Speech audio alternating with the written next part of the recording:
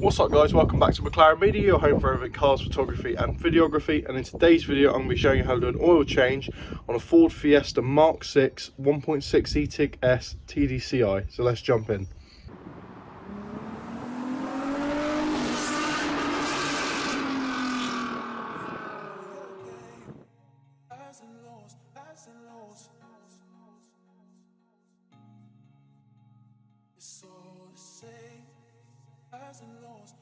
Okay guys, so this is basically doing an oil change on your Ford Fiesta.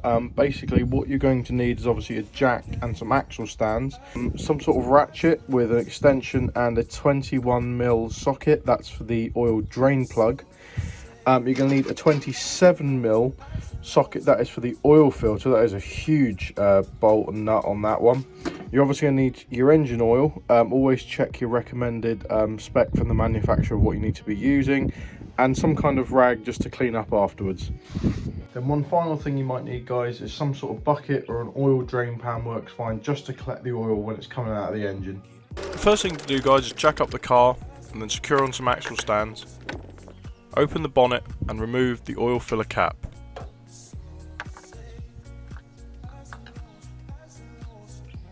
I do like to lay down some board or rag to catch any overspill from the oil. Next, locate the drain plug screw on the bottom of the engine sump. Then locate the oil filter, which should be to the right of the engine next to the battery tray. Then take the 21mm socket and undo the oil sump plug, and then do the last bit by hand. Try not to drop it in the oil bucket. Then wait for the oil to drain out. You may notice that I'm using a bucket with a spout, this because it makes it easier to pour down the toilet later.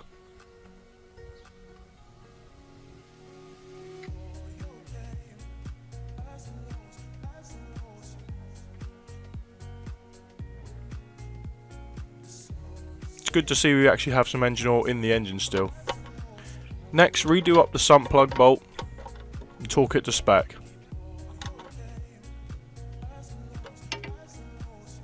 Wipe off any overspill residue left on the engine sump.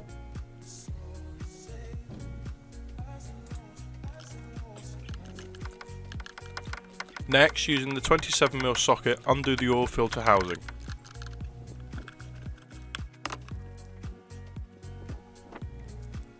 The oil filter should fall straight out of the housing. Remember to replace the crush washer rubber band sort of thing on the oil filter housing before replacement. Look inside the oil filter housing, you'll see there is a location dowel which also matches up to what's on the oil filter. Put this in the correct orientation. Then simply do up the oil filter housing and torque it to spec. The torque specs of this particular oil filter housing are printed on the top of the oil filter housing. Next, take your oil and remember to use only good quality oil recommended for this particular engine. In this case I'm using 5W30A5. I've read this particular engine should take around 3.8 litres of oil. Pour from the side, which stops any air bubbles or any bulges of the fluid coming out and overspilling into the engine. Using a funnel can make this job a lot easier and quicker.